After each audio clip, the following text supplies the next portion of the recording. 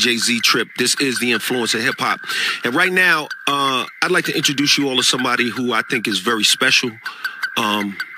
He's a creative giant. He's somebody that has, I think, moved the needle. Moved the needle in hip hop, changed the whole way the game is gone, and rewritten a lot of the rules. And Marshall's here too. My man Eminem, my man Marshall Mathers in the place to be. So, yo, welcome. Thank you.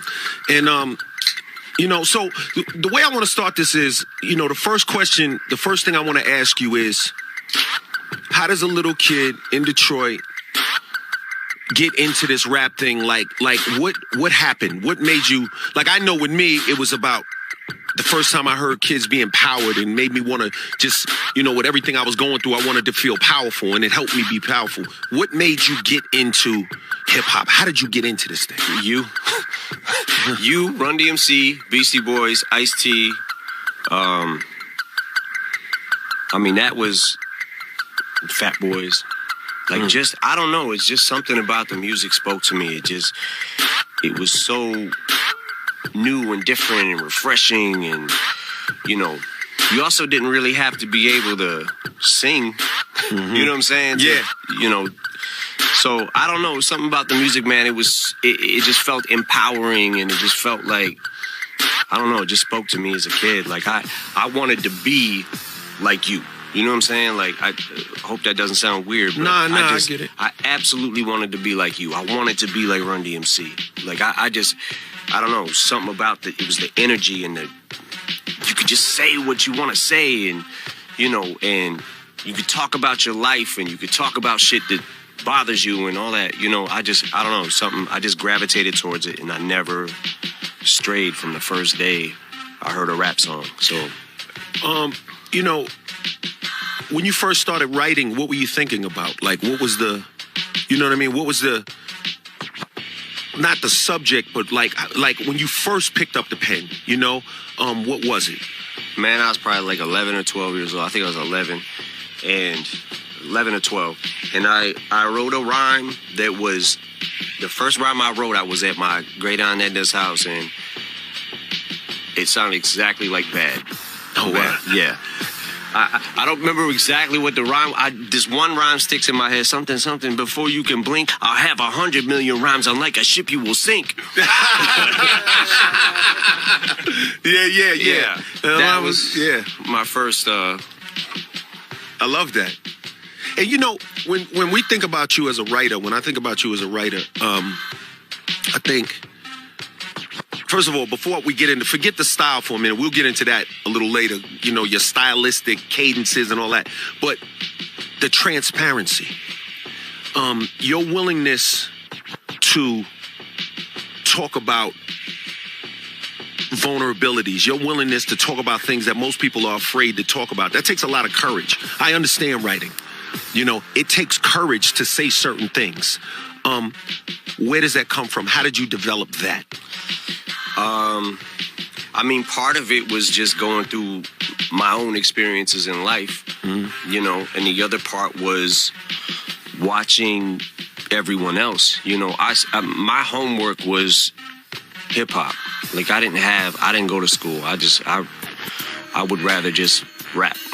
So that's pretty much all I did. So watching, you, Run DMC, the Beastie Boys, Big Daddy Kane, Cool G Rap, Master Ace, just watching, and the way that when you guys first came out, it was the wordplay and I don't know, just listening to, it was interesting to watch you and see your range as a writer, and see that you could make a song about, you could make a love song, you could make a song for the dudes, you know what I'm saying? And your range as a writer was so incredible. And then when you didn't drop an album for a couple of years, then rap started advancing a little more. Then you came out, advanced it again. You know what I'm saying? It was so crazy to just watch it, and I don't know, it was crazy because you to me were you could just do whatever anyone else was doing.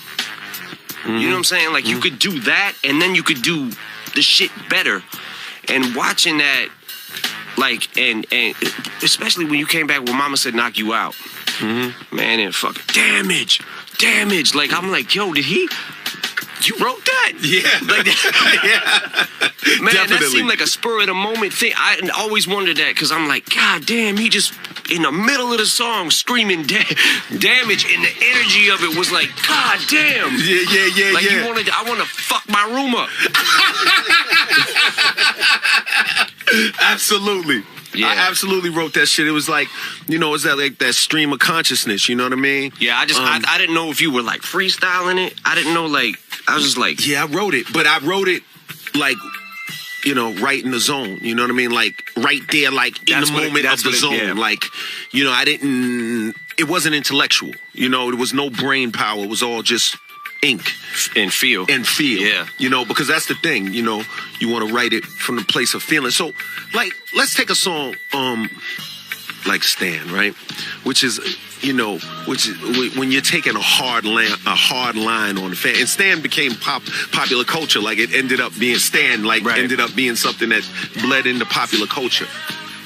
What was the thought process where did you feel like, yo, I'm insulting this dude? Like, you know what I mean? Like, I was always like, that was like the ballsiest shit in the world. It was like, what was the thought process on that? There actually, I'm sure you probably experienced this too coming up. Like, when I first got in the game, I didn't understand a lot of shit. And I didn't understand, like,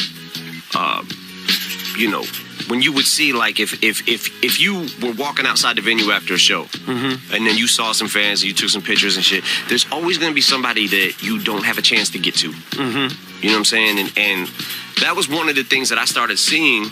It was my first experience really with it. It was like, what the fuck is this? Like, and people wanting me to sign shit. I don't get it. Like, it's a signature. Like, I didn't understand it. And I think it was a combination of what I was going through at that time and experiencing fame for the first time and all that stuff. Like, I think that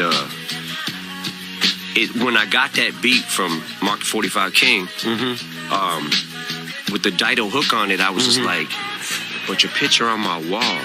Like, I just pictured, like, that's what I did as a kid. Like, how I felt when you first came out, Run DMC first came out, like, how I felt, like, just my entire room, walls were covered up to the ceiling with pictures, Word Up, every rap magazine there was, and I put myself in the shoes of, like, worship you and worshiping Run DMC, and like thought, like, how can somebody worship me though? You know what I'm saying? It was, right. Me, like, yeah. That's powerful. Yeah, that's powerful. You envisioned it. Yeah. So I basically just put myself in the fan shoes, and it's like, it just made me think, like, your picture on my wall. Okay, so if a kid is a fan of rap, he's probably got pictures of, rappers on his wall. So that kind of just brought me into instantly when I heard it, and that's kind of where I started taking it, and then just, I think, it's almost like a miscommunication between the fan and the artist. Yeah. And it's like, they're not seeing it from your side, you're not seeing it from their side, and then it just ends up all bad. Because for the fan, this is probably the first and last time they'll see you. Even your best fans will see you 10 or 15 times in life. Right. I mean, that's like your number one fans. Yeah. Maybe they'll see you 30 times, but it's going to be but so many times they see you. Right. So for them, it's that one-time experience, and for the artist, it's like another person asking for a picture. So I always try to remember that and treat people like every person like that encounter matters. Yeah. So now let's go up. Once again, this is Rock the Bells Radio. LL Cool J, my man DJ Z Trip, the influence of hip hop. We're here with my man Marshall Mathers. Eminem is in the building, and so now let's talk about this one. Okay, so you're a rapper.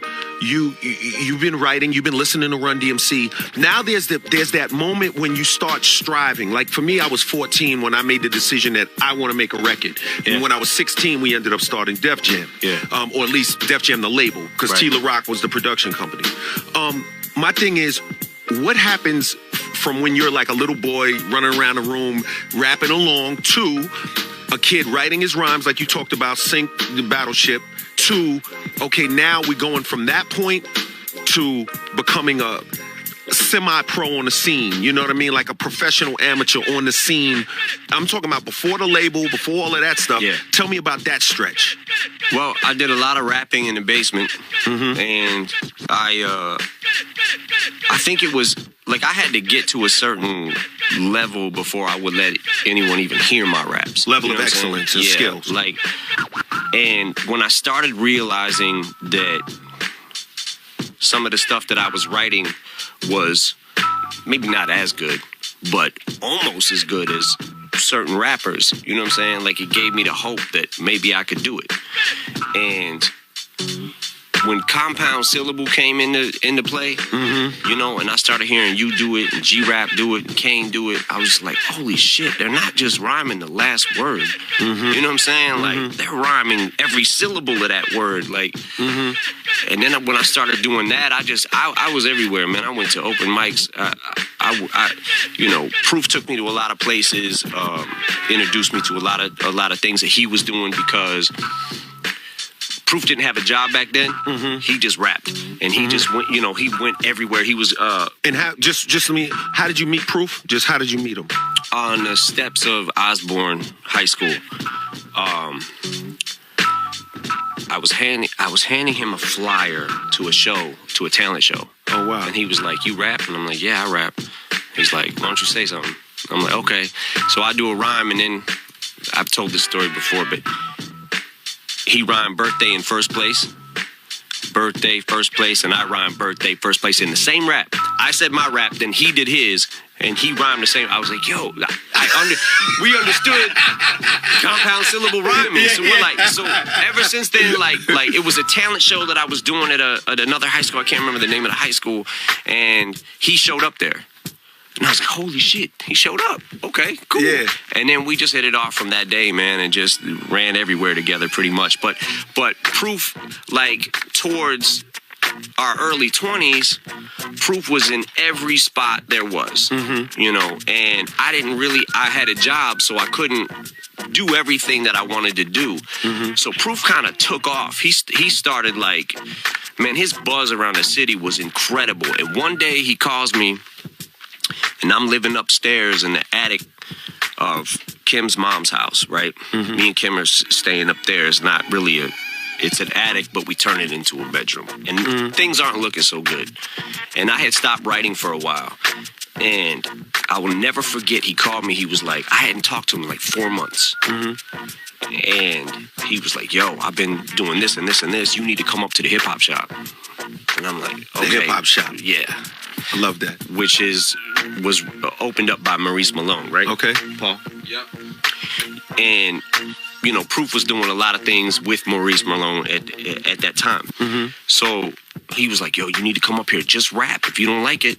And for our listeners who don't know who Maurice Malone is, could you just real quickly give him a little brief?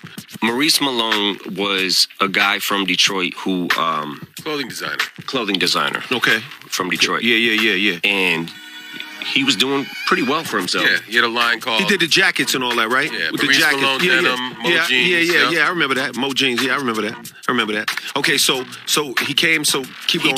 He told me, come up to the shop. Now, mind you, I hadn't wrote a rap in a while. He was like, yo, come up to the shop on Saturday. I think it was either the next day or like whatever it was. I had a day to write the rhyme and try to memorize it. So basically what he did when I got there, he was like, he waited till the place cleared out because they had open mic every Saturday. I had never been to it. And he was like, yo, I'll just, you know, after everybody clears out, come up here at like 6 o'clock or whatever it was. And I'm like, all right, cool. So he had like 15 people. There were like 15, 20 people there instead of like 100, you know, 150. And I rapped, I got a reaction, and I was like, shit, I want to do this. You know, for real. I'm going to write a rap every week and come up here. And that's kind of what started happening. And then I threw my hat in the battle ring and started doing that and started winning. And won like the 2 battles there. And then it just... I think there's the thing that we need to talk about, and there's an elephant in the room. I want you to tell me, everybody saw the movie. We all know that. We loved the movie. It was a dope-ass movie, 8 Mile, of course.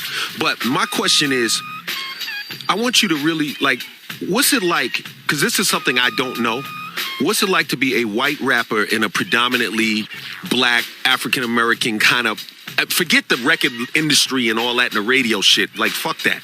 I'm talking about in that world, in Detroit, down there. Forget the movie. What is it? What did you feel like? What was that like? You know what I mean? It was, I don't know. It was definitely, I had to, especially coming up at that time, when there weren't many white rappers at all. You had Third Base. And Beastie Boys was a different thing, kind of. And, Tony D. I like Tony D a lot. But it just wasn't a lot of white rappers at the time. So definitely was, there was a, I don't know if I say stigma or whatever it was, but most people were not ready for the way that I rapped, I guess. Right. So I remember Proof used to take me up in the lunchroom at Osborne, and he would bet money and say, I got $10 on the white boy. White man can't jump. Yeah. Sort of thing. I feel you. So, we did that, and I would win, and he'd get the money, and then, I'd get the... He was hustling with I would... I'd Paul get the Rosenberg credit. in the background, everybody. I get the fame at the high school, but, but it was, it was definitely, it was a challenge. It wasn't, it wasn't easy. It was definitely like the elephant in the room, but me and my friends, Proof, Denon, we never really, we saw color because we were aware of it, but it just didn't matter. It wasn't part of it. It just I understand wasn't part of the. It just didn't matter. I know to us. I know what you mean. And well, look, just to chime in there, I can relate to that because Ad Rock from the Beastie Boys played my tape for Rick Rubin and got me my break. So, and I had to go see Rick and at his dorm in NYU, and it's so funny when Rick walked downstairs. I said, "Oh shit, you're Rick?" He said, "Yeah." I said, "I thought you were black." He said, "Cool, let's go upstairs." That's actually that is so Rick. Yeah, it's so Rick, man. Cool. So, ladies and gentlemen, it's LL Cool J, Rock the Bells Radio, DJ Z Trip, Channel 43. You're listening to my man, my guest, Marshall Mathers, Eminem in the building. So you're making all of these, you're making these inroads. What happens then? What is the turning point when the fire? You're starting to win battles. The battles are getting bigger. We saw the film. Okay, what happened then? What was the launching pad that really said it's time? Well, we had, after I started winning battles in Detroit, I felt like I should take it out of the city and try to do make a name elsewhere. So I started getting in competitions like Scribble Jam. Me and Mr. Porter went to 97 Freaknik just to hand out tapes because Infinite didn't do well at all. So my first album, Infinite, we had leftover cassettes, so we're like, fuck it, let's go to Freaknik and just hand them out. So we did that. Then we went to How Can I Be Down, and then at some point, I can't exactly remember how this happened. I think I went to the Athenaeum Hotel because Bizarre from D12 told me about this chick named Wendy Day. And he was like, yo, you need to give your tape to Wendy. Tape. Fucking tape. Yeah, tape. Yeah. So you didn't email. You weren't shooting out an email. Right, it was a tape. Yeah. So me and Bizarre and Mr. Porter would wait outside of the hotel where Fat Joe was at. You know what I'm saying? I love that. Yeah, and just, anywhere we thought rappers were, we brought a boombox with us. You sound like me. Right. Box. You sound like me. Yeah. So we're sitting in the front of the hotel. I actually got a funny Fat Joe story. So we're sitting in front of the hotel, right? And me and Biz got the boombox, and we're playing our demos, right? Hoping that some rapper's gonna walk by and go, yo, what is that? I'm signing you. love it. So, Fat Joe pulls up in a limo, and this is when the whole East Coast, West Coast thing had really started popping off. Right, the shit was getting hot. So we're sitting on the wall where right before the entrance of the hotel. See Fat Joe get out the limo. We're like, yo, shit, Fat Joe. Somebody yells, West Coast. Fat Joe's like, now mind you, this dude is as big as Fat Joe. And I'll bet you if he hears the story, he'll know what I'm talking about. Somebody says West Coast as he gets out the limo. He's like, East Coast, what? They get up in each other's faces. Like, Fat Joe walked right up to the dude. They got in each other's faces. We thought, oh, shit. So, and Fat Joe was like, yeah, do something. And nothing happened. Dude didn't do anything. And he's like, yeah, that's what I thought. He's walking away. Fuck you, motherfucker. So, me and Bizarre are like, this might not be a good time. Let's go over to, let's see where KRS-One's staying at. Yo, you killing me. Yeah, some funny So, yeah. Yeah, this is probably not the right time. Yeah. Joe doesn't seem to be, He's not going to be in the mood to hear our demo right now. Shout out to my man Fat Joe. We love you, baby. All right, so you riding around, you're going from place to place. You're going to Jack the Rapper. You're going to How Can You I Be Down. You're giving Wendy Day your tape. You're moving all over the place. That was the part. That was there. yeah. Okay, Wendy Day, giving Wendy Day the tape. 2 weeks later, she called me. And I was like, holy shit. And she was like, you have restored my faith in white rappers. And I'm like, thank you. Cool. Oh, yeah. I don't even know how to take that one. Yeah, thanks a lot. Really? Right. I'm not sure how to take that, but I'm sure there's a compliment in there somewhere. Yeah. At least you meant it to be. Yeah. Yeah, no, the fact she called me was incredible. Like, because every time I would be at the breaking point of, like, giving this shit up, because it just seemed to be going nowhere, and I would spend so much time on it. Every spare second I had, I was writing all the time. And I felt like this might not happen. Then I'd get a little spark that would keep me going just a little bit more. So she wanted to put me on her 5-man battle team for the Rap Olympics. So did she fly me out? I can't remember. Yeah, she brought you out to New York first to meet the team. That's Paul Rosenberg, ladies and gentlemen. Yeah. So I met her 5-man battle team that she was building to try to go to the Rap Olympics because it was like teams or something. So I rapped for them. I rapped for those guys, and they wanted me on the team. So then we ended up flying to California for the Rap Olympics. Scribble Jam, I went to the Scribble Jam and I battled Juice like 100 times. And me and him kept tying. So then the very last battle, I end up losing. So then I'm like, fuck. And then that's when Wendy Day called after that, I think. And flew me out to, when after the New York thing, and I was accepted on the team, flew me out to California. And there was a battle before our 5-man battle team was supposed to battle. And I had just got evicted from the house I was staying at, literally the day before I'm supposed to go to Rap Olympics. You got thrown out. Yeah. Evicted, it's out. You got to leave. Yeah. I pull up to the house, and all our shit is on the front lawn, and people are going through it. They're like, they stole my boy Butter's turntables and shit. Like, it was fucked. I personally want to get Butter some turntables. I feel fucking crazy. Yeah. So people were going through our shit. I didn't have much to grab, but I put it all in my car and shit. And somehow I got a cell phone, and I still can't remember this to this day, because I had to break into the house I was evicted from through the back door. And the motherfucker had no heat in the house. The guy this is a long story, but basically the guy we were paying rent to was not paying the rent. So we were like, something happened, I don't know, whatever. But he didn't own the house, so he must not have been paying the rent or something.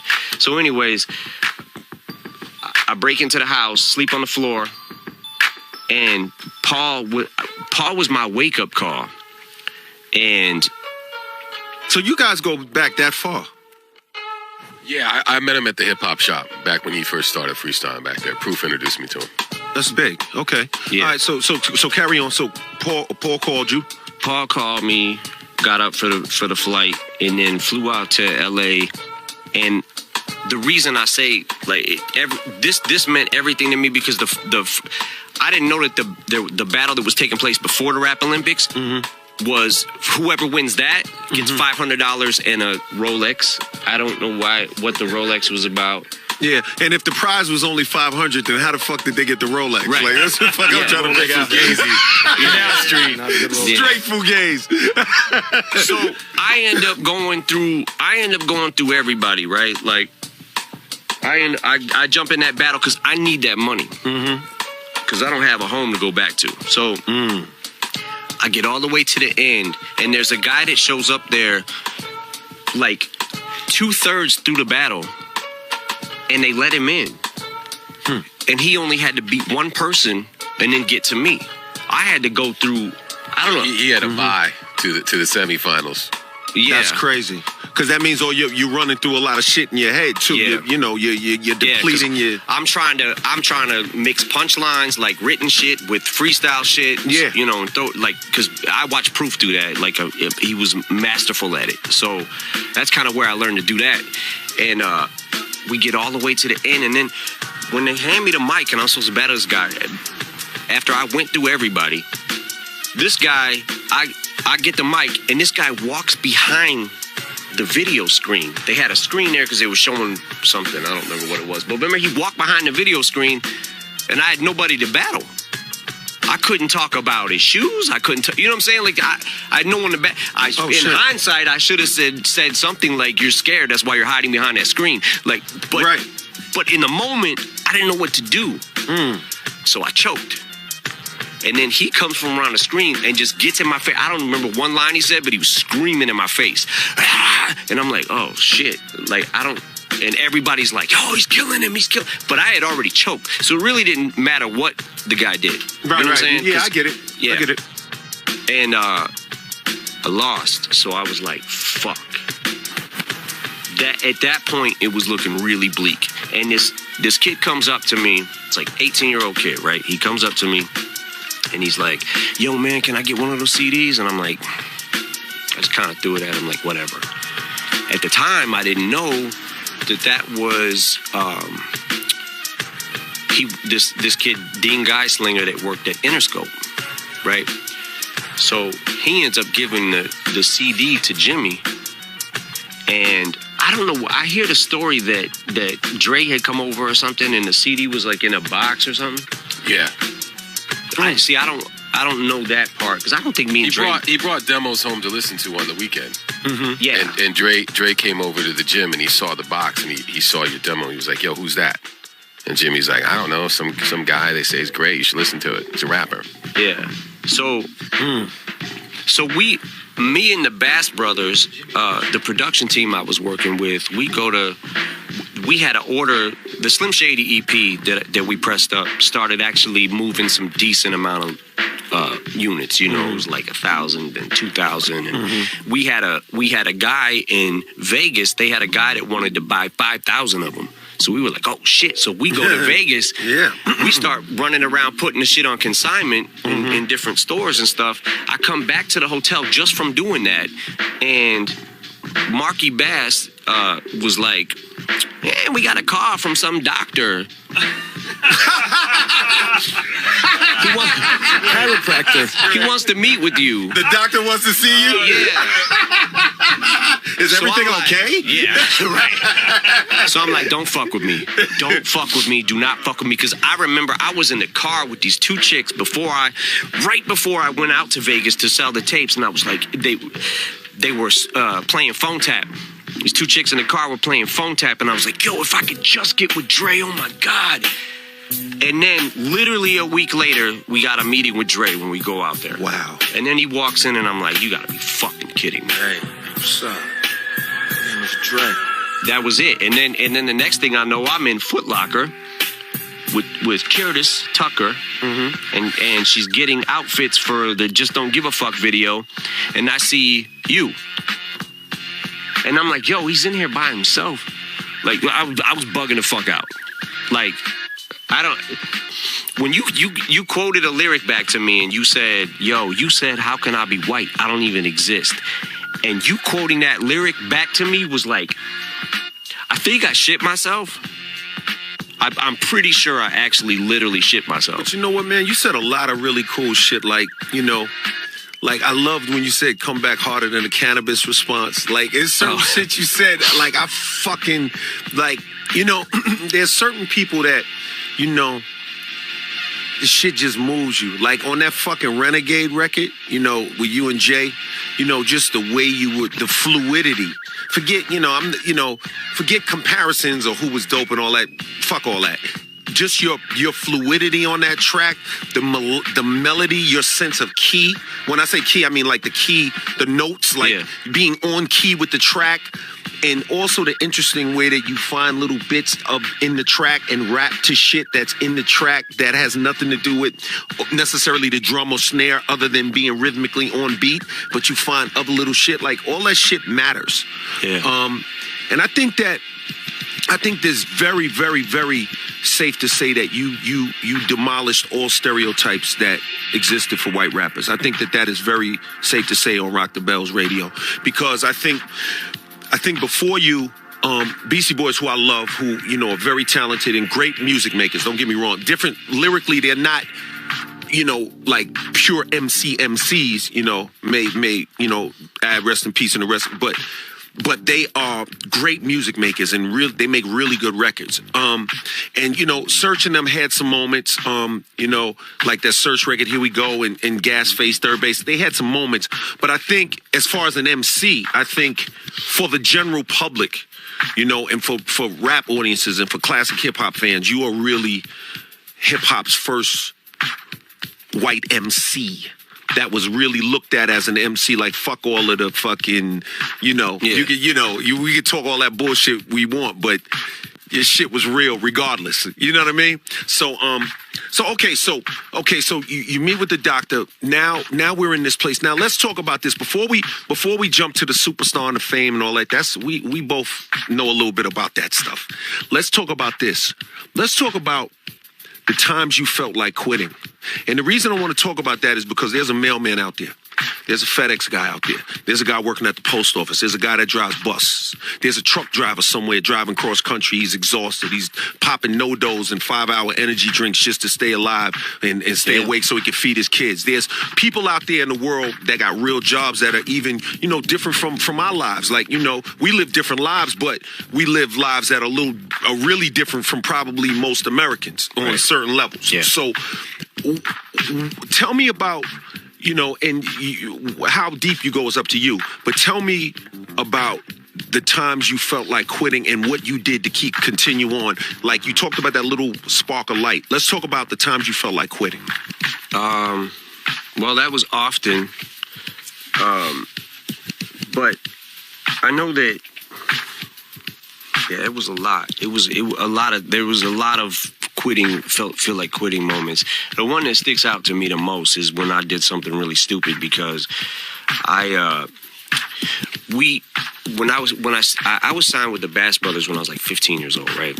And they had connections with Elektra Records, because I forgot. Tell everybody who the Bass Brothers are. So the Bass Brothers, FBT Productions, were actually the first guys to sign me, because they had some kind of connection with Elektra Records at the time, right? And so me and the guys from my group Basement Productions, we made like a demo, and they gave it to.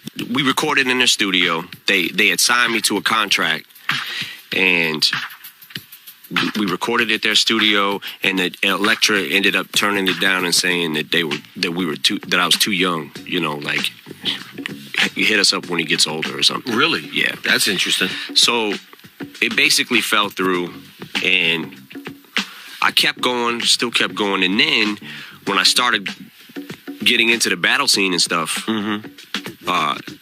the Bass Brothers approached me again. They had heard about what I was doing. They wanted to meet with me and shit, and they heard what I was doing around the city and stuff. They believed in you. Yeah. Yep. So now they got a connection, they said, with Loud Records. So I forgot the dude. I can't remember the guy's name. Yeah, I was involved at that point too. Okay, yeah. So that We were talking to one of the A&R guys. So you weren't talking to Steve. You were talking to somebody. No, somebody else. Should we put him Bigger on? B? Want to put him on blast? I don't think it matters. No, it doesn't matter. It was just one of the A&R guys. Okay, so let's talk about. He was a non-believer. No. He was all in. He was all in. Yeah. Well, then if he was all in, then let's talk about who was it. If he was all in, then he was on the right side of history, I think. Yeah. It was Shane Mooney. Okay, Shane Mooney. So we're making. So I'm recording these records, and literally the day I'm recording, there's a song on my first album called Rock Bottom, and I'm recording that song, and Marky, the guy from one of the guys from Bass Brothers, they're brothers. They're twin brothers or whatever, or not twins, but they look like twins. They're just brothers. Okay, so they're brothers with a strong resemblance. Yeah. So these two guys. So Marky comes in and he's like, "Yo, I can't remember how he said it, but he was like, Shane works in the mailroom at Loud." Yeah, that wasn't true though. It wasn't? No, he was A&R. Oh, okay. Because that's what they had told me. I think they were upset because it turned out they weren't going to put a deal on the table, so they were just making it all bad. Yeah. Okay. So that didn't go through, and what that led to you feeling what? It's right around the time that I started messing with any kind of drugs, and I probably took 25 codeine pills. And was like, fuck it. Oh, you tried to finish yourself? Yeah, and I don't know if I don't know what. I was just so depressed. I was like, man, fuck it. And I ended up throwing up all over I missed the toilet at Marky's house and puked all over the fucking floor and was like, just laying there for like 30 minutes. Like, they came in there, they're like, yo, I'm like, I can't get up. Just let me lay here for a second. It just made me start thinking about my life. Like, what the fuck am I doing? And because at that moment, that was the last any kind of ray of hope we had, that I had. And when they told me he worked in the mailroom and that he didn't have any juice there, I was like, I don't know, that was like the rock bottom point. And it was just so crazy that I felt that way while I was recording the song, because the song is basically about that. But yeah, I don't know. I don't think I was trying to off myself. I think I was just trying to get really super high. And numb the pain. Yeah. But I took a lot of pills. I don't remember exactly how many, but I took way too many and puked. But you see, the thing about it, I think that's important for people that are listening. Once again, it's LL Cool J, Rock the Bells Radio. Me and DJ Z-Trip, influencer hip-hop on Rock the Bells. We're talking to Eminem. I think the thing that's important to remember is that everybody has dark periods. I had dark periods. I had every label, Sugar Hill and Joy, all them Tommy Boy. They all turned me down. They all sent letters to the house. Wow. My mother would find me upstairs just like in a funk, like just, devastated. And she'd look around the room and find like rejection letters and shit. Yeah. Like, that she found, and she would be like, oh, Todd, don't worry about it. You're as good, you're better or as good as a lot of the guys on the radio. You'll be all right. Yeah. And I was like, oh, Mom, well, I don't have any equipment, this and that, I don't have this. And she took her tax return. It just so happened the timing. She got her tax return. She brought me 2 turntables and a mixer. And that's how I was, and a little other stuff, a drum machine. I know the story too. Yeah. And it just changed my world. But so you're on the floor. Give me 30 minutes. The world is falling to pieces. How did you keep going? How'd you keep going? How did you get up off the floor metaphorically and keep going on the journey? Well, I remember feeling like I want to quit, but lines just hit you. You know what I'm saying? So I just would, I'm like, I don't think this is going to pan out, but I'm still thinking of lines, and I'm writing them down, and if I ever get a chance to use them, I think that right around that time was when just other things started falling into place. Like at some point, it was definitely after this, but at some point I started doing shows around Detroit and actually getting paid for them. $50. But shit, $50 is $50. Hell yeah. So shit. So, you know, so that was one of the things that kind of kept me going a little bit. But yeah, again, so you know the feeling when you get rejected. It's the a worst. devastation you can't even explain. It's gutting. Because you're just like, where's my life going? Right. And and it makes you feel absolutely worthless. Yeah. Because it makes you feel like you're delusional in a bad way. Yeah, you're not good enough. Yeah, exactly. Yeah. So, once again, it's LL Cool J, Rock the Bells Radio, my man DJ Z Trip, the influence of hip-hop. We're in the building. My man Eminem is in the building. In the background, aiding and abetting, we have Alchemist and Paul Rosenberg in the building. He's on his phone heavy, doing a lot of typing. Trying to double duty here to get work done. Only so many hours in the day. No doubt, no doubt he's about a Def it. Jam now. Yeah. That's you know what? We got to talk about that in a minute, too, because that's some dope shit. Yeah, that could be a whole nother show. You know what? Maybe it needs to be. Okay. Yes, it needs to be. Okay. It needs to be. We need to do a Def Jam oriented show with you and talk about the history of the label. I'll tell you some things. I know you tell me some things about the new shit. Okay. We get into that. Yeah, we're going to do that. That's good. Paul is blowing up, by the way, right now because he's doing photo shoots and shit now, too. Like, now he's got interviews. This is what I'm talking about. Just But I trying to be gotta like tell you you, guys. I got to tell like you, this. Paul, pick up your fucking phone. Had to be the funniest shit in the history of America on Twitter. Paul, pick up your fucking phone. That's so funny that you saw that. Look, man, I'm new in this Twitter game, okay?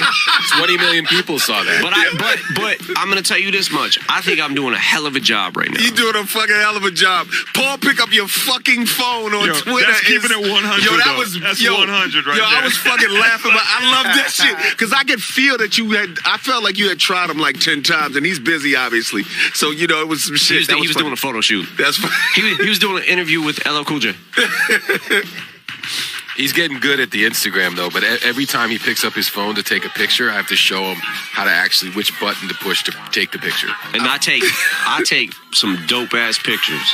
Yeah, did you, I thought I saw something, you had a picture with Smokey Robinson or something like that? Yep. That's fucking... That one didn't turn out that good, the selfie. Yeah. I mean... Which one did? Which one did? Yeah. I think the one me and Mr. Porter and Al getting ready for Coachella. Oh, okay. That was a good one. Right. Good shit. Cinematic. Yeah. So, okay. So, we're talking about it. So, what was your, like, we were asking, what was your biggest discovery? Like, when the explosion happened, the records are coming, the charts are happening, the interview requests are coming in. You're walking down the block. I'm sorry to bother you. I don't mean to bother you. Right. When all of that started happening, what was your biggest discovery? Like, what was the discovery? What did you find out? What did I find out? That the world's fucking crazier than I thought it was. I didn't understand the whole fame thing.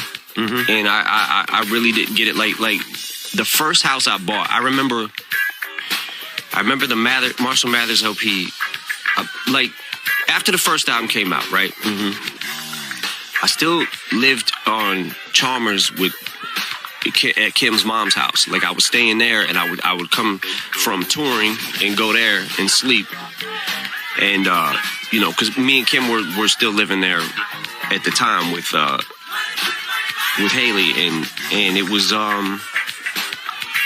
was crazy because I don't know, like I first of all, I didn't want to buy a house. I didn't want to do anything until I knew where this shit was going. So in case the carpet got pulled out. It took me to the Mathers LP to buy a house because I was like, I don't know what, you know what I'm saying? Like this shit could end tomorrow. You just never know. You could fucking put out a flop and you're fucked, and lose your deal and everything. So people knocking all day, on the door and shit. And then, so the first house I bought was across the street, ended up being across the street from a trailer park. So we had no fence. So when I would go to the studio, leave and go to the studio and come back, cops had just been there because there was kids from the trailer park swimming in our pool in the backyard.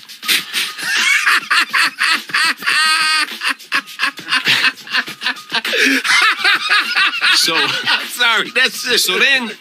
so then Fuck around and drown. me and Kim would walk out the house, and the kids are lined up against the wall. They're all lined up on the wall, and they start clapping when we come out the house. Like, we didn't do nothing. And we had this circular drive, right? I love it. And man, it got bad. It got to the point where I was losing my mind. I couldn't take it anymore because the kids would come across the street, and they knock on the fucking door. And I start answering the door with a gun in their face. And I will never forget, man, this one kid comes knocking on the door. A lot of times I would just let him knock and then pretend like nobody's home. Right. Man, this one kid I will never forget, this kid was relentless. Boom, boom, boom, boom, boom. And I look out the peephole and he's got his shirt off. I'm like, what the fuck? Man, I go over to the window and I look out to see if he's with anybody else. Like if there was a car out there, right? So finally he wouldn't stop. Boom, boom, boom. So I just answered the door. What the fuck do you want? Stuck the gun in his face. He starts running out of his shoes. The car takes off. The car took off without him. So he's trying to chase the car. And then I'm like, yo, this shit is getting bad. I gotta get the fuck out. Yeah, I gotta get out of here because this is. I'm gonna fuck around and do something stupid. Oh shit. Yeah, man. So. Oh shit. And the worst part about it, I did. Remember that song I did with Exhibit? You don't know me, I don't know you. Yeah. I was so mad. I went and vented on that record because the city of Sterling Heights that we was living in wouldn't let us put up a fence. Like, we might have stayed there if they'd have let us put up a fence, but they wouldn't let us put up a fence. Yeah, the town, those. Yeah, they're like, fuck you. You ain't doing shit. We're like, all right, then we're moving.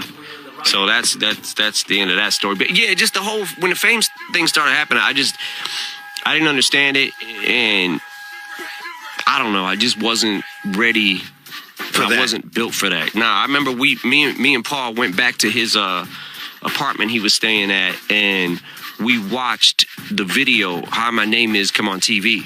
Ah. And tell me about that. Let's talk about that moment. Let's not gloss over that. What was that like? Tell me the vibe on that. Oh man, I was in Jersey City sharing an apartment with some other some roommates. And Marshall, when he would come to New York, it was early on, would sleep on the couch up in this loft area we had, and there was a TV up there.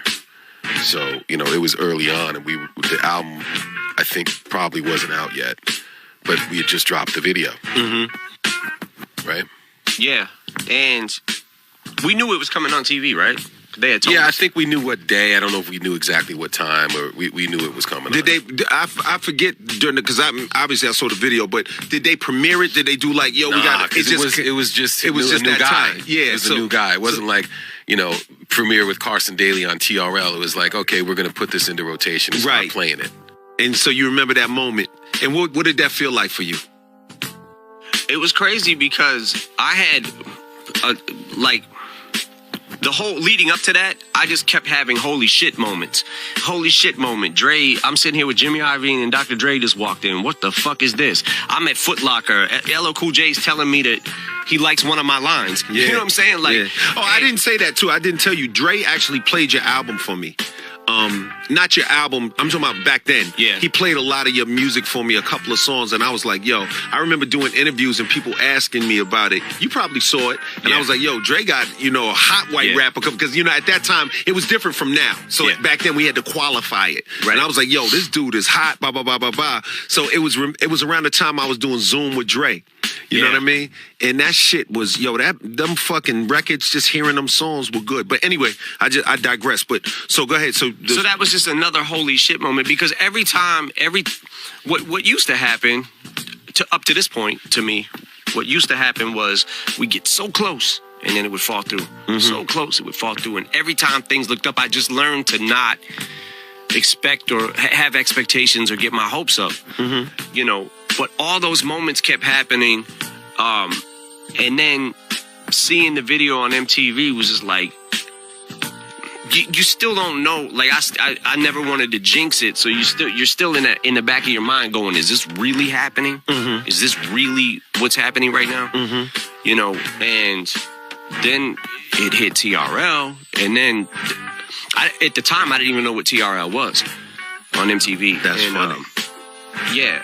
And it just blew up from there. And then I went up to, I think the first time I was there, I was talking to Carson. It was just so bugged out. It was just like. So first time I got my hands on any, the first time I got my hands on money, I bought a VCR and some sneakers. But the first time I got my hands on a little decent money, I bought my mother a car, and then I ended up buying my mother a house, and I still lived in my grandmother's basement. When you first got your hands on a piece of, a decent amount of money, whatever that first thing was, advance, I don't know, whatever it was, what did you do? Okay. Let me back this up for a second. One of the places that I was staying in between Kim's mom's house, my mother had this trailer that she said I could take the payments over on and just stay between touring because I had nowhere to stay. So I bought a used 93 red Camaro with the money that I got from signing with Dre. I got $5,000. Fire. Right? So I sent some money home to Kim, and then I bought that Camaro for like $1,200 or something like that, right? So I would have a car to go to when I come back. And I remember I did that first interview with Rolling Stone magazine. I think it was that Anthony Bozza? Anthony Bozza. I think I was with him. Yeah. I know that dude. He's a good dude. Yeah, he's a great writer. He's like, let's see, he wanted to know where I live right now. And I'm like, well, I'm between touring and shit like that. I live in this trailer. So he wants me to take him to it. So we pull up my red Camaro. I love that. I go to walk in, on the door, eviction notice. With the journalist with trailer, you? yes, with the journalist with me, and I'm like, I'm pretty sure it's in the story, yeah. Oh my God. And the funny shit is, at the time, I was super fucking embarrassed. I'm like, yo, this is really fucking embarrassing. Yeah, I gotta tell you a story real quick. I gotta dive in on that and I'm gonna let you finish. I just gotta say this. I was on tour. I got the key to the city. I had a sheriff, somewhere in Florida, something like that. I had a sheriff with me, the mayor, everybody. Went on my tour bus. Oh, can we see your tour bus? I'm like, yeah. So we go on a tour bus. I open up my bunk. The fucking dudes, my DJ, everybody, they had put fucking blow up dolls, dildos, fucking nudie magazine. Sabotage. All type of shit. So I just want to tell you talk about a moment of like being like, and then I'm looking at the guy like, these guys fucking around. He's like, yeah. And he fucking believe Right. But anyway, go ahead. Nah, so I broke in through the window to open the trailer. Trailer says eviction. Yeah, and that's when he walked in and saw all my dildos and shit. And I'm like, fuck, I meant to put those away. I think I went in through the window and let him in, but I remember the trailer had been cleaned out and all my shit was gone. So they took all your shit out? Yeah, all my shit. The trailer was completely empty.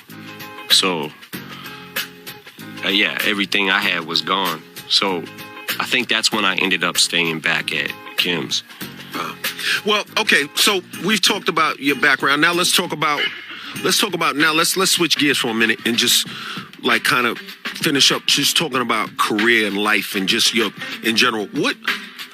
How do you, when you make your decisions about what you're going to do with your career, whether it's another album, whether it's a deal of any kind, a movie, endorsement, whatever you decide to do, how do you make those decisions? Whatever I decide to do next, you mean? Yeah. Well, I don't know, because without giving up any like your secret sauce shit, I'm just saying like, how do you go about approaching, Well, the weird part is, to me, like all I really do is write. So I'm constantly like, whatever things that people approach Paul with, sometimes he'll bring this stuff to me and be like, this is not going to take your time away from writing. So you want to do this deal or whatever it is, right? I filter through a lot, as you can imagine, but opportunities that seem like something he might consider doing, or I think should doing, or at least he should know about, I bring his way. Right. So you filter it that way. Yeah. No. He would spend all day looking at things that are on the table if I didn't filter through it. Mm-hmm. It would take up all of his time just looking at it. So you said you spend your time writing. It's obvious you love it. It's obvious you're passionate. But why? Why do you at this point in your career? Why do you still care enough about writing to spend your time a great majority of your time writing? Just being competitive, and I'm sure you can speak to this too, because hip hop has not been around for long enough to really know how long somebody can go for. And I feel like as long as you still rap and I still rap, like a lot of these kids coming up can look at that too and be like, I can do that. I can do that too. Mm-hmm. I can rap till this ain't a 5-year thing. Mm-hmm. You know what I'm saying? Your longevity, I've told you that before. Like I've studied that, like, and how you still always, even when you don't have an album out, you're still relevant no matter what it is. You know what I'm saying? Mm-hmm. And I study that and I watch those moves that you make and shit, because what do you do? I had this conversation with Busta Rhymes before. Mm-hmm. What do you do when you get to a certain age and you can't stop thinking of shit? Mm-hmm. Your heart is still in it. You know what I'm saying? Like, what do you do? Do you just sell it to less people because there's less people that want to buy it? You know what I'm saying? Do you record it for yourself and not put it out? What do you do when you're still passionate about something? I tell you and I say this, it's funny, but I say, you bring it to Rock the Bells. And why do I say that? That's why I started this station. That was the main thing about it, because, see, my thing is this. As artists mature, so do their fan bases. Right. Like, your fans had birthdays right along with you. Right. They want to hear you. You deserve for your fans to be able to hear your music without a filter. Right. Like, Paul shouldn't have to call up a station that is, feels like they can't play the new Eminem because it's going to play next to Future. You know what I mean? Or it's going to play next to Little Pump, with all due respect. So they feel like they have to make a choice, because stations are so contextual. There's so much about context. So my thing is, Rock the Bells, we're going to be able to play. We got a section called Breaking Bells where we play new shit by classic artists. Not that, you cross a lot of boundaries. You break a lot of boundaries. Your music plays on many stations around the world. We get that. But for a lot of classic artists, once you're no longer in that sweet spot of the demo, once you're no longer at that certain age range, it's like, go fuck yourself. Right. You know what I mean? We don't believe in that anymore. It has nothing to do with talent. It has nothing to do with quality. It's just been a fact of how the things have worked. Right. But now the facts have changed. And the truth is, now there's a place where you can have a classic artist and their shit can play. You know what I mean? Right. If tomorrow, rest in peace, Prodigy, if Havoc made a new joint tomorrow, you know what I mean? Yeah. He has a place. If Busta makes a new joint tomorrow, like I spoke to Busta very candidly and I said, look, that's my man. I love him. I said, but what you did with Missy, that's a little newer and that may work for, some other stations down the dial, which is no problem. Right. I said, but at Rock the Bells, we want that vintage, that classic shit for classic fans, straight up. Like, you don't have to compromise your craft. Right. Like, your sensibility still matters. Your same sensibility still matters here. And I think that's important that the world knows that, because there's so many fans listening to Rock the Bells out there and so many fans out there, they haven't been getting this shit, man. They feel like let's take Paul, for example. I talked to Paul about, before, like 2 years ago, I talked to Paul about music.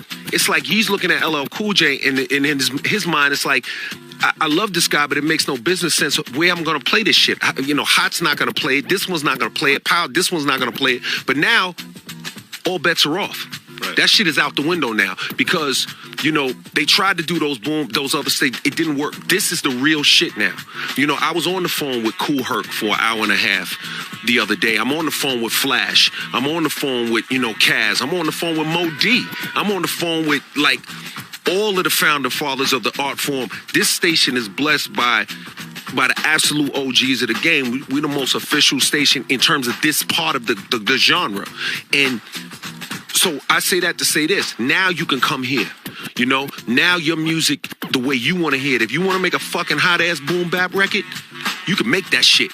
And you don't have to worry about it, not playing because it doesn't sound like an auto-tune joint. Not that there's anything wrong with the kids with the auto-tune and all that. Y'all do your thing. But we got the OG classic shit happening over here. So I just wanted to say that to you. You know what I mean? I think that's important.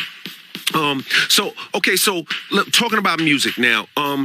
I appreciate the shout out on the last track. That track was the Walk on Water. That shit was, that meant a lot to me. Big James Todd Smith. That was dope for me. I was walking around and said, people, I mean, when you get a fucking, it's certain shout outs, and I say this with humility, but even being LL Cool J, there's certain shout outs when you're walking around, people are like, oh, hello, Full government. Yeah. That's great. You know what That's I mean? incredible. So it's it feels good. So I appreciate that. So we almost wrapping this thing up, but let's talk about music for a minute, just the creative side of it. What are your thoughts about the future for M? What is Marshall thinking about musically without divulging anything that you don't want to talk about? What are your feelings? Well, I'm always gonna, I don't want to say always, but right now I record, I write record. Mm-hmm. And for whatever it gets used for, I'm just always doing that because it's my passion. So we can the Eminem fans out there can be pretty confident that and hopeful that an album will come at some point in the future. Yes. Absolutely. Okay. That's good to know. Mo D.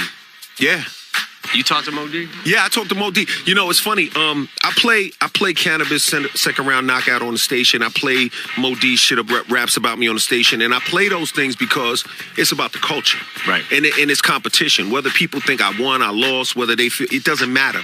What it's about is it's about lifting up the culture. This is not a LL Vanity fucking egocentric thing where I'm just like up here rubbing my own balls with, chamomile shampoo all fucking day.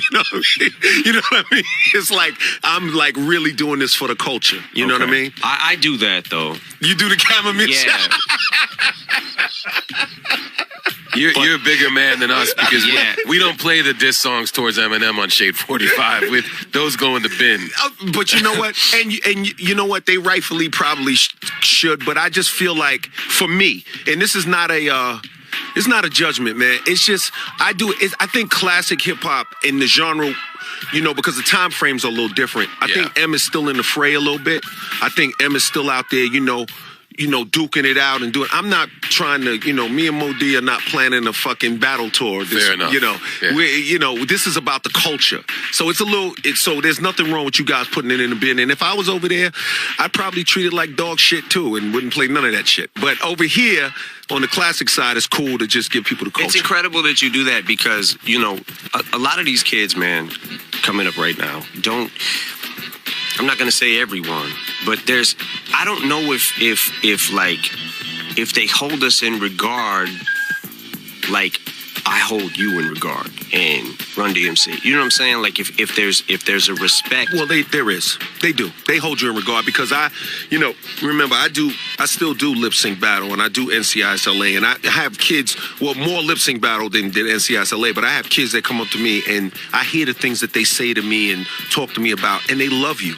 Like it's not even just me I'm talking about. You're talking about I'm talking the about generation. Like, if these kids understand, what you are to rap. Oh yeah. And were when you first came out. You know what I'm saying? Like what and the battle between you and Mo D, and just hearing the back and forth on record and people getting to see an actual pretty much like spectators watching a battle. Yeah. Like all of that was so important to hip hop and I wish that these kids could experience my first time hearing an LL Cool J record or my first time hearing a Cool G rap record. You know what I'm saying? Rakim, Kane, like my first time hearing that and experiencing that and trying to get home by 4:30 because MTV Raps might play the new LL video. They might play the new EPMD video. You know what I'm saying? Like the feeling of that is what I feel bad for a lot of these kids for not.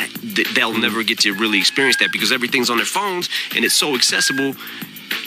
I was saying this the other day. I said, I almost feel like there might be more people that rap than actually listen to rap now. Do you know what I'm saying? It's very or possible. just as many. You know what I'm saying? Yeah. Because everyone, and that's what's great.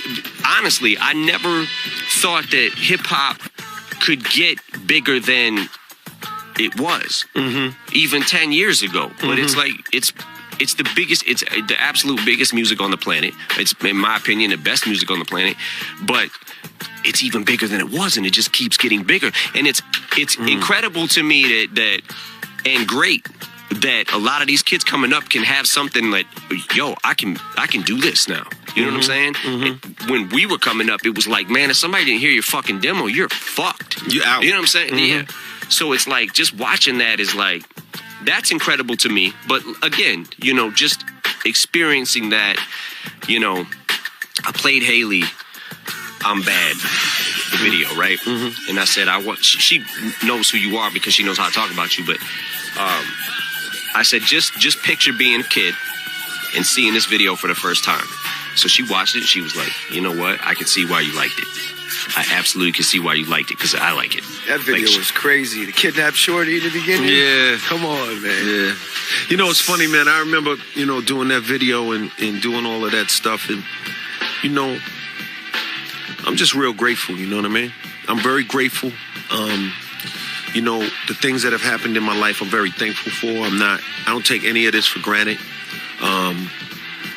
You know, the only place I'm doing arrogant and cocky is on the records because I'm supposed to. But other than that, I'm not going near that shit. That shit is poison. And I'm just, you know, I'm just glad to be able to do this for the culture, man. You know, and I, you know, I just want to say again, you know, because you have, you know, your own channel, you have your own life, you have a huge career. I appreciate you guys participating and being a part of this because I think that, like I told you offline, you know, a couple of 100 years from now, this is going to matter. Yeah. This is for posterity. This is about the legacy. This is about the culture. We are basically giving people we are documenting history. Right. You know what I mean? Because we are, you know, a generation that grew up with the music. We know all of the players, and it's like we still have the founding fathers here with us. It's like, you know, running around with the founders of a nation, like the whole genre of music. And we have the founding fathers with us. So, you know, this classic hip hop thing is important. So that being said, look, I appreciate you for being here, man. You know, I appreciate the fact that you dedicated yourself to the craft the way you have. Thank you. It matters to me. You know what I'm saying? I like the fact that you're passionate about what you're doing. You're a man of your word. And I just, you know, the best is yet to come, baby. You know, it's more to be done. Speaking of best is yet to come, I wish I could talk about those songs that I heard that you did. Yeah. Me, Al, and Mr. Porter, man, were fucking losing it. We heard 3 songs. Yeah, thanks. You And know, Holy moly. what is up with that? Oh, boy. you know, I'm definitely at some point I gotta get in there and do some music. You know, like I even said, I would love for us to, you know, fuck around with something. You know, and you know, I think the world needs to hear those records, like right now. The 3 that I heard, We may or may have not have heard some things. Is what we're trying to say. yeah. No, we may or may have not. Yeah, I've been in the studio, experiment with a lot of different people and doing different shit, and I definitely want to give the world some more music. I want to give the world a body of music that is absolutely explosive, and I got a lot of shit that I want to say and a lot of shit I want to get off my chest. I have a myriad of fuck yous I want to hand out. Right. You know what I mean? Yeah. Like personal fuck yous that I want to hand out. And Not much has changed. you know, yeah. So it's, you know, it's just, you know, like I'm gonna be honest. I told Z this. I'm gonna go ahead and I'm gonna give it. I said, I'm at my best musically. I'm at my best when I'm doing one or two things. Either I'm really angry or really horny. right? You know, if I'm really fucking angry or if I'm really fucking horny, you're gonna get a fucking great record. You know what I mean? So I'm a little both. Well, I'm angry right now. Hopefully, I was gonna say you're neither right now. Yeah. Hopefully, you're neither. Yeah, I had to be careful. Yeah, because Right. gotta go. Horny would have really went left. Yeah, that would have really been nuts. Hey, yo, Yeah. have you heard Brass Knuckles yet? You know that track? Brass Knuckles. Nope. It's a Wait. new track we did right here. Yeah, it's don't downplay it. It's dope for an LL fan. Look, there's three LL fans right here. You heard it? I heard it. You heard it? Yes. I have not heard it yet. We're gonna give him a taste. You want to hear it? You want to hear something? Give him a taste yeah. of the bass. So come on, man. Run it. Cut it out. Yo, man. all right, you can play some of it. The king of crowd rock Killing finally music. is back. Bullshit. It's not no bullshit. It's some real shit. The king of crowd Turn rock it up and finally turn the is tempo up a little bit. back. Yeah. Put the tempo up a little bit. It seems slow. Shine them up. Slide them on. You just put this out? We was fucking around in the studio and we played it. He's like putting shit on it. And Listen. It's killing season, I'm the GOAT for a reason. Get a track asthma till niggas stop breathing. Toilet bowl balls hang cussed like a heathen. Motherfuck you all, I will get even. The odds are against me, but the looks are deceiving. Whoever say he the best, please don't believe him. Bullet hole, body cold, sidewalk, leave him in front the bodega with a sunroof cerebral.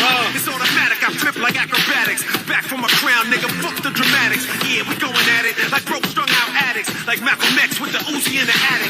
Niggas start hating when the bitches get erratic. Smooth skin cheerleaders going home tatted. Al Qaeda blowing holes in the bowl. Small thing to a giant boy, you fucking with the glow.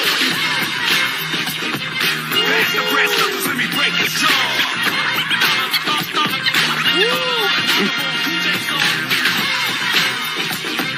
Pass the brass knuckles, let me break his jaw. It's that B-boy shit right here. This shit is crazy. Yo, check this verse. The greatest of all time, they see me prime time, try to play me. Must have lost your goddamn mind. Ride my dick about an iron chain line. Stupid motherfucker really think he Einstein. It's one go, niggas want the title, that's mine. One go, fuck every rapper who came behind. What? Any rapper got a problem with that line? Go ahead, call me out, let's get it in one time. LL Cool J, the black KKK. Accidental racist, I blow off your faces. On a first come, first serve basis. Poisonous paragraph, you don't wanna taste it. Time bomb chicken, they got me grief stricken. Cause hoes keep stripping and the clowns keep tricking. Ain't got no game, he wanna put his dick in. Sick all the roll up, I rap, the shit sickening. Come on. The brass knuckles, let me blow this up.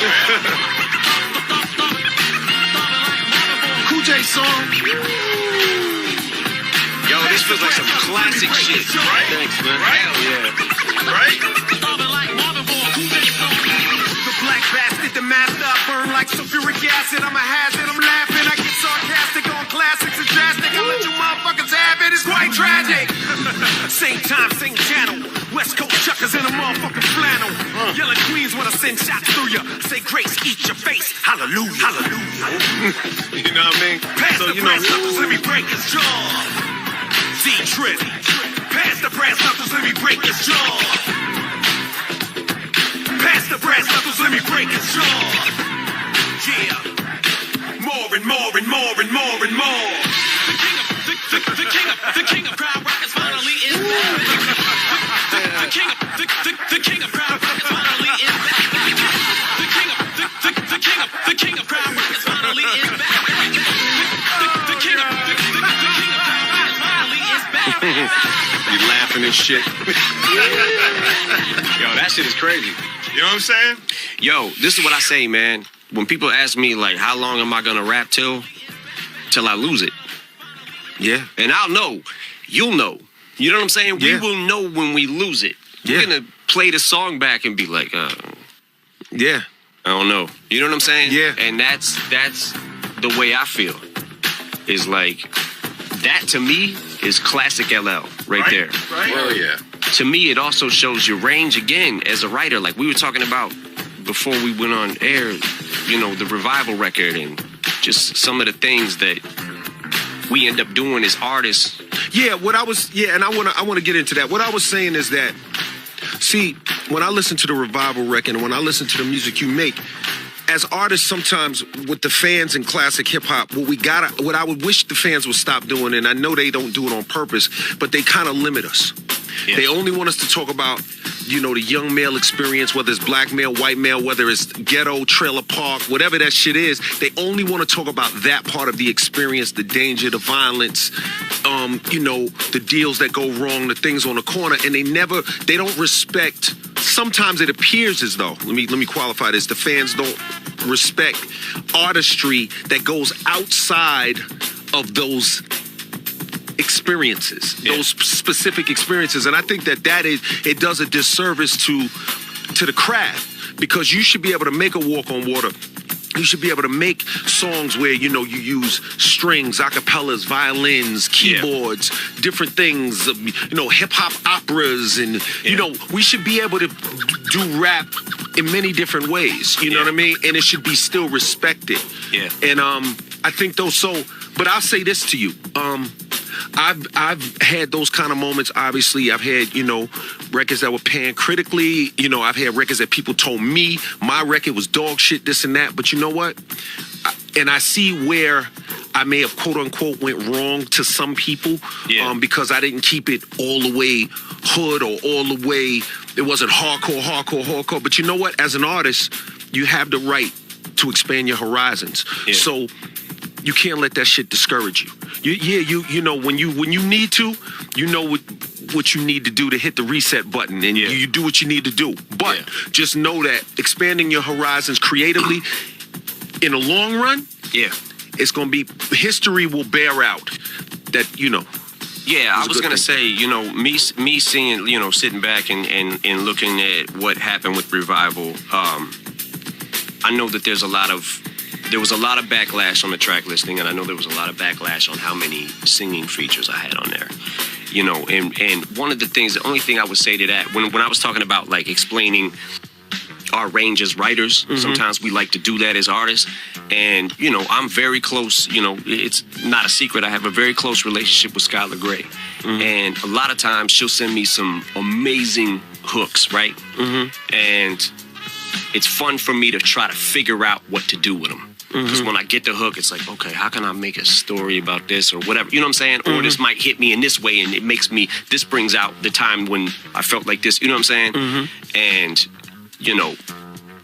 we realized after we were getting a lot of hooks that she was writing, like, okay, well, we can't have Skylar Grey on every song. You know what I'm saying? Like, that's not going to make sense. So a lot of times we would send them to other, if the song came out and it was at a level where we felt like, okay, all right, people need to hear this. But we're all learning as we go through life, everything. So I'm still learning, and I'm still trying to learn how to make the perfect record. Yeah, we all are. The perfect song, the perfect record, the perfect album, but sometimes it's just not going to be, like you said, what everybody wants a certain thing from you. They want a certain thing from me, but it's all different. Like, everyone's probably, you got some people going, man, I hope he makes at least 3 or 4 love songs on the, you know what I'm saying? Like, definitely.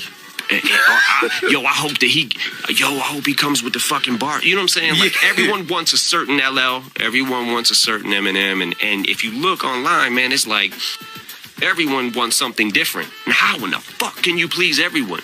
So with this album, that's where I felt like it was the most diverse, because I felt like maybe I got a little something for everybody on here. But hey, man, when you miss the mark, you miss the mark, and it is. But it isn't. But and I know as an artist, it's hard to not know it at the time. But you didn't miss the mark. It's art. There were certain artists who never sold a painting while they were alive. All right. There were certain things that timing is everything, and you're gonna have longevity, and God willing, we both have longevity. I'm not saying that. What I'm saying is, you don't know what's gonna happen in 10 years or 20 years. You don't know what's going to happen musically, where these records are going to go. This is art. Right. And people forget that. I think I want that shit. And then when you give them that shit, they say it's the same old shit. And then when you give them some different shit, they say, you're giving me different shit. I want that shit. Yeah. But then you give them that shit, and they say it's the same old shit. Right. So it's like, where's your content? You're not talking about anything. Okay, you're talking about something, but I don't like this part that you're talking about. Like, exactly. Now you got too much content. You need to just rap. Yeah. Now you sound just like you sounded in 2000. You know what I'm saying? It's the same shit. Exactly. But yo, man, I gotta say one more thing, man. These chains that you got me, I can't even like fathom or thank you enough, just because like what I don't want to make this weird, but I get nervous when I'm around you. And we were at this hotel a few weeks ago, and they told me you were down there, and I was like, man, I get nervous, because what you mean to me and what you've done for this culture is so fucking phenomenal, important, everything. You know what I'm saying? Because it's bugged out to me to have so many pictures of you on my wall when I was a kid, and to be able to meet you and just like you quoting lyrics back to me and all that shit, man. It means and meant so much to me. You know, I don't know. I don't want to make it weird, but when we did that, what was that show we did where we asked them questions? Yeah, because this is what happens. When I'm around my idols, I always end up putting my foot in my mouth. And I had asked you about a mistake a tiny little blip on the Phenomenon record, about the globe and the world and the melody. And the only reason I asked you that question is because I thought, he's going to know what a fan I am because I even know his skits. You know what I'm saying? Bullshit. Yeah, that's real, though. So, and then I left going, oh, you're so stupid. You know, why did you ask that? Nah, and I got it from these guys, and I was just like, yo, what? But first I said it. I was like, yo, why the fuck did I ask him that? There's too many questions. If we were sitting here, I could talk about rap with you all day. And I could ask you, I could interview you because there's so many fucking questions I have. Yo. We got to do that next time. I got to tell you this. I got to tell you this. Paul can testify to this. One day I was listening to I'm Bad, and I realized when you said, when I retire, I'll be worshipped like an old battleship. And I thought, oh, worship. Yeah. Worship. Yeah. Yeah. Like, you know yeah. Hey, worship. Yeah. Oh, shit. Yeah. Wordplay. Early wordplay. Yeah. That's early wordplay. Yo, man, I'm dropping them. First of all, you left Earth on that fucking song. I'm dropping them was like, Jesus Christ, man. Oh, but I wanted to ask you, just like Paul and you all in. Yeah. What does that mean? Because he had passed away. Paul Lynn. Paul Lynn. You all in the cat, just like Paul Lynn, you all in, man. Just like Paul and you all in. Yeah. And then here's my other question. This is not. Here we go. This is not to criticize. I swear to God, it's not to criticize. I just always wondered this. Dropping them when the beat goes off at the end. It goes off. You know what I'm talking about? You mean when the beat just keeps playing? Yeah, but fucking the tape machine or whatever. Because I made that beat. You did? Yeah, the dropping them beat. I made that shit in the studio. Like a lot of my beats, I made a lot of the beats. Didn't know that. Yeah, like I made dropping them. I made like I'm that type of guy. I made the fucking beat. I made the beats on like Oh, that's crazy. Like the bass line on Jingling Baby. Like I looped it up, and then Marley added some drums. Man. A lot of my records I made the beats on. Lots of them. Yeah. Yo, and that was the first thing I asked him when we started working together. I was like, yo, tell me about dropping them. Yeah. And I felt the same way. I was like, I found a guitar so dumb, lick. so and then stupid. like when you loop the joint and then when it runs out it just that's the end of the sample. Yeah, I was like, fuck it. The illest shit is that you left it. That was the raw shit. Well, I love it. But I've always been a weirdo like that. Like when my records, like on Jack the Ripper, I said, "Leave me see if you could dance." I ain't give a fuck. I leave it. Great, man. Let me tell you this. Don't think that when Walking with the Panther came out and you could call this 900 number. Yeah, you remember that shit? Man, I was on the phone, man.